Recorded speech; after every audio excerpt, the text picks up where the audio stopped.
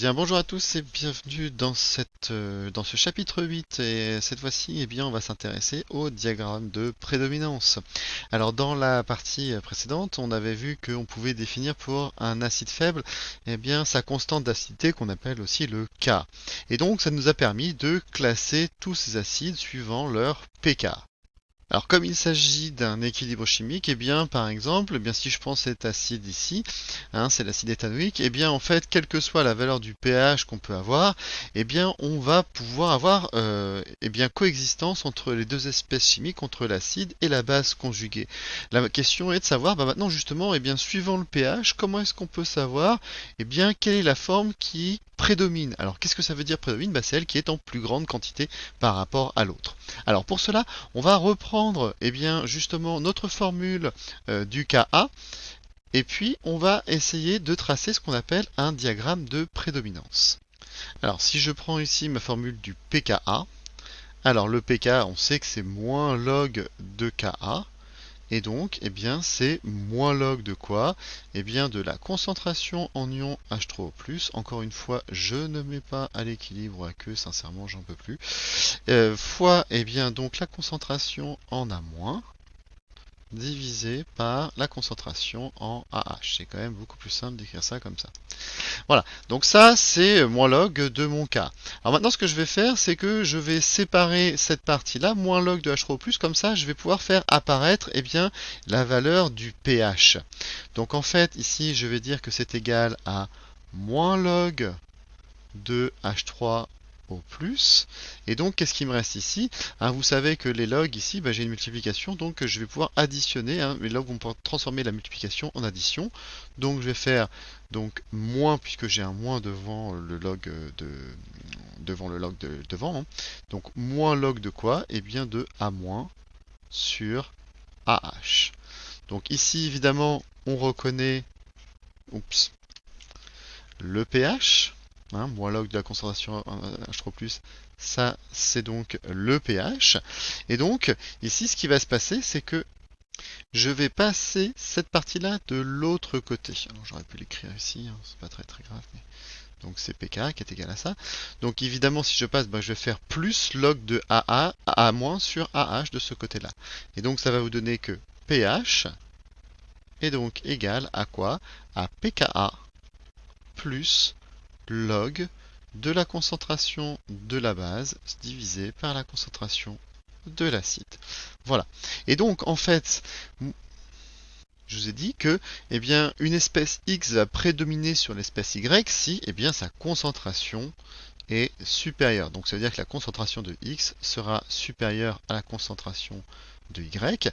Et donc si je reprends mon rapport ici, alors le pH, je peux le mesurer tout simplement par une mesure de pH. Le pK c'est une constante. Et donc en fait ce qui va se passer c'est que je vais pouvoir faire une hypothèse sur cette chose-là. Donc si par exemple c'est l'espèce acide qui prédomine sur sa base conjuguée. Alors, je peux écrire comme j'ai écrit que AH sera supérieur à A-. Donc dans ce cas-là, je peux dire aussi, conséquence, je peux dire que A- sur AH est inférieur à 1. Alors si je passe maintenant au log, ça veut dire que log de A- sur AH est inférieur à log de 1. Et log de 1, on sait que ça vaut 0, donc ça veut dire que ça, c'est inférieur à 0. Ça veut dire que toute cette grandeur-là, elle est négative. Ça veut dire que globalement, la valeur de mon pH sera forcément plus petite que la valeur de mon pKa. Donc, d'après la relation pH égale pK plus log de A- sur H, alors là je l'ai bien écrit avec les A, peu importe, mais moi ça m'ennuie, on en déduit que donc, le pH est inférieur à pK. Donc, on comprend bien que si j'ai plus de AH que de A-, la valeur de mon pH sera inférieure à celle du pK. Ça veut dire que la forme acide prédomine donc lorsque le pH est inférieur au pKa du couple. Alors on pourrait faire le même raisonnement, mais je ne vais pas vous le faire. Si c'est le contraire, hein, si c'est AH qui est inférieur à A-, alors ici on aura un rapport qui serait supérieur à 1, ça veut dire qu'ici on aurait un log qui serait supérieur à 0. Ça voudrait dire que forcément, eh bien, cette grandeur-là sera positive, et donc que votre pH sera supérieur à la valeur du pKa. Donc en gros, on va pouvoir tracer ce qu'on appelle un diagramme de prédominance. Et on vous dit donc le diagramme de prédominance d'un couple acide-base est un axe de pH sur lequel apparaissent la valeur du pKa du couple et les domaines où les espèces conjuguées prédominent. Alors ça, il faut savoir faire dans n'importe quel sujet de bac. À partir du moment où il y a un truc acide-base, avec un acide faible, vous avez à tracer un diagramme de prédominance. C'est tout bête, c'est tout simple, et ça fait des points. Alors, je vais prendre ma règle, et donc on va tracer un axe horizontal. Et donc on vous dit donc que c'est un axe de pH. Donc je vais le noter ici en pH. Je vais mettre ici arbitrairement la valeur de mon pKa.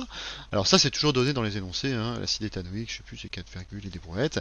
Et donc ce qui veut dire que, eh bien, si je suis dans cette partie, eh bien, ça veut dire que AH va prédominer, hein, c'est la partie acide, ça veut dire que sa concentration est supérieure à la concentration de A-. On va dire que AH prédomine. Et puis si je suis dans l'autre partie, bah, c'est le contraire, hein, ça veut dire que la concentration en AH, elle est inférieure à la concentration en A-. Et dans ce cas-là, on va dire que c'est la forme basique qui prédomine, c'est A-. Donc prédomine.